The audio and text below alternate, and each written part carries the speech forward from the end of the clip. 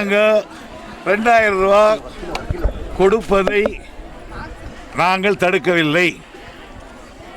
ஆனால் 2000 ரூபாய் என்பது அரசாங்கத்தினுடைய பணம்.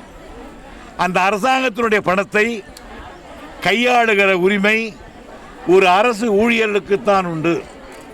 எனவே ஒவ்வொரு கிராமத்திலும் வில்லேஜ் ஹெட்மேன் இருப்பவர்கள், பஞ்சாயத்து கிளர்க்கு இருக்காங்க, பிடிஓ இருக்காங்க, மற்ற இருக்காங்க.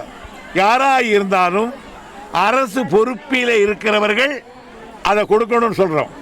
ஆனால் அதை தூக்கி அவங்க கட்சிக்கார கையில் கொடுத்து முதல் நாளை டோக்கன் கொடுத்துட்டு 2வது நாள் வந்து டோக்கன்லையும் இலை போட்டதை கொடுத்துட்டு 2வது நாள் இலையை குத்தின்னு வந்து இது நாங்கள் கொடுக்குறோன்னு சொல்கிறத அது துஷ்பிரயோகம். இது அந்த அரசாங்கத்தினுடைய பணத்தை அதை வந்து தப்பாக நடவடிக்கை எடுக்கிறாங்க. ஆகியனால தான் அதை நாங்கள் எதிர்க்கிறோமே தவிர கொடுக்கறத எதிர்க்கிறோம். நாங்கள் 2-3 நாள் ரஜினி வந்து கட்சி ஆரம்பிப்பார் அப்படின்னு எதிர்பார்த்த நிலையில் ரசிகர்களுக்கு ஒரு பெரிய ஏமாற்றத்தை கட்சி ஆரம்பிக்க மாட்டேன் அப்படின்னு சொல்லி ஸ்டேட்மெண்ட் அறிவிப்பாக கொடுத்துருக்காரு. அதை நீங்கள் எப்படி பார்க்குறீங்க? தெரியல சார், அது அவருடைய உடல்நிலை, அவருடைய மனநிலை பொறுத்தது. நாங்கள் 2 நாளாக பத்திரிகைகளை பார்க்குற பொழுது உள்ளபடியே அவர் வந்து ரொம்ப சிக்காயிட்டார்னு தான் நான் கேள்விப்பட்டேன். எனக்கு சரியான தகவல் அதுதான். ஆனால் அவருடைய மனநிலைக்கேற்ப, அவருடைய உடல்நிலைக்கேற்ப, சூழ்நிலைக்கேற்ப அப்படி ஒரு அறிவிப்பை அவர் வெளியிட்டிருக்கலாம்.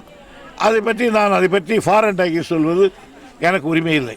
தமிழக முதல்வர் தொடர்ச்சி அவங்க மேலே கடுமையான விமர்சனங்களை வச்சுட்டு வரிசையாக இல்லை. நாங்கள் அவர் மட்டும் இல்லாமல் மற்ற மந்திரிகள் மீதும் ஒரு ஊழல் குற்றச்சாட்டை கொடுத்துருக்குறோம். அது வந்து ஏற்கனவே என்னன்னா மற்ற சிபிஐயில், அது இன்னும் விஜிலன்ஸில் எல்லா இடத்துலையும் கொடுத்து அவங்க நடவடிக்கை எடுக்கலை.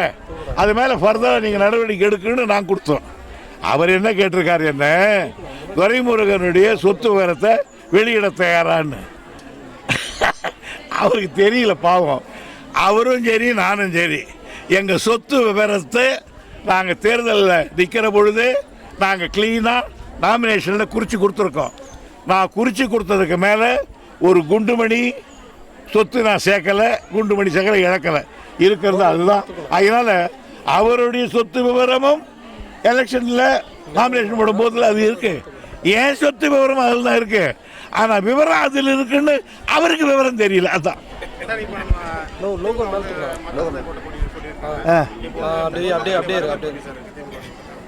பொதுவாக நான் மற்ற தொகுதிகளுக்கு போய் வந்தேன். என்னுடைய தொகுதி எப்பொழுதும் என்னுடைய தொகுதி நன்றாக இருக்கும்.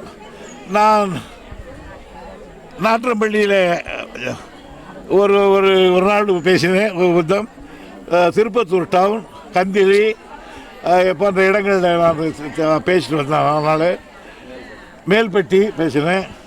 அதனால் அந்த இடங்கள்லாம் கூட மக்களுடைய தாய்மார்களுடைய வெள்ளம், மக்களுடைய வெள்ளம் அதிகமாக மக்களுக்கு ஆட்சியில் ஒரு சேஞ்ச் வேணுன்ற ஒரு அர்ஜி வந்திருக்கு. காரணம் அல்பத்தனமாக செய்கிறாங்க. நீங்களே சொல்லுங்க, உங்கள் வீட்டிலும் சரி எங்கள் வீட்டிலும் சரி ஒரு ரேஷன் கார்டு இருக்குது நமக்கு. அதை கொண்டு போய் கொடுத்தா வாங்கிட்டு வந்துட்டு போகிறோம். எனக்கு அரிசி கொடுத்தா போகிறோம், உனக்கு அரிசி, நான் அரிசி எனக்கு சக்கரை உண்டுன்னா இல்லைன்னு வந்தவங்களை பிடிச்சி இந்த பெருவேலை வச்சு தேய்ச்சா என்ன பண்ணுறது? நீங்கள் யூஸ்வலாக அவங்க தெரியல. அவங்களுக்கு இந்த வீட்டில் வேலை செய்கிறவங்க தேய்க்கிறவங்களாம் இருக்காங்களே, இந்த ரேகையே இருக்காது. பதியில் நாள் என்ன பண்ணுறது? இருந்தால் தானே பதியும். இது மாதிரி முட்டாள்தனத்தை எவன் சொல்லி கொடுத்தான்னு எனக்கு தெரியல. கொரோனா காலகட்டத்தில் மக்கள் வறுமையில் இருக்க காலத்தில் கூட வந்து 1000 ரூபாய் தான் கொடுத்தாங்க. இப்போ ஒரு பொங்கல் நாள் வரும்போது 2500 ரூபா கொடுத்தது அது எப்படி பார்க்குறீங்க? இதுதான் சார், இந்த 2500 ரூபா கொடுத்தா மக்கள் மகிழ்ச்சி அடைஞ்சு அவங்களுக்கு ஓட்டு போட்டு விடுவாங்கன்னு ஒரு தப்பான கணக்கு போடுறாங்க. இது பொங்கலுக்காக தருகிற பணம் அல்ல, ஓட்டுக்காக தருகிற பணம் என்பது மக்களுக்கு தெரியும், எல்லாருக்கும் தெரியும்.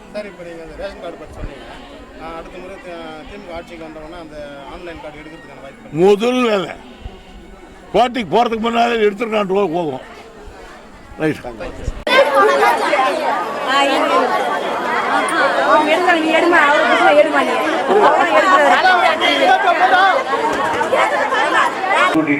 கும்பலாக போவாங்க. டீக்கடை உட்காந்து எங்க எல்லாம் புறப்பட்டீங்க 100 நாள் வேலை ஆயிட்டு போங்க போங்க போங்க. சரி ஒரு டீ கொடுப்பாங்க. நானே கேட்கிறேன், சத்தியம் பண்ணிடணும், என்ன அனுப்பிச்சுடுறீங்க. தளபதி வந்துடுறார், நான் சொன்னதை செய்யலைன்னா நீங்க என்ன அடிக்க போறீங்க.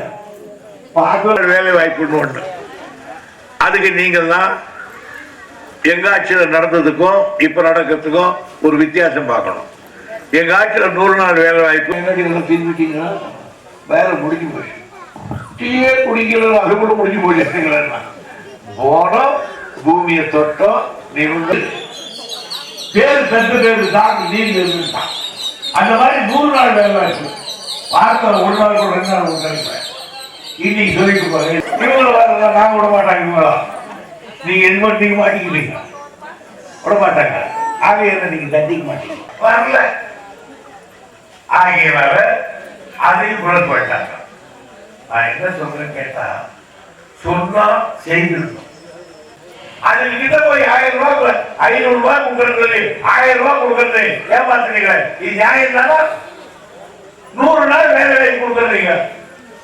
எப்ப என்ன வாங்கி கொடுத்து உட்காந்துட்டாங்க. அந்த 100 நாள் வேலை வாய்ப்பு என்னாச்சு? கொஞ்சமா போய் இப்போ 2 நாள் 3 நாள் ஆச்சு. அது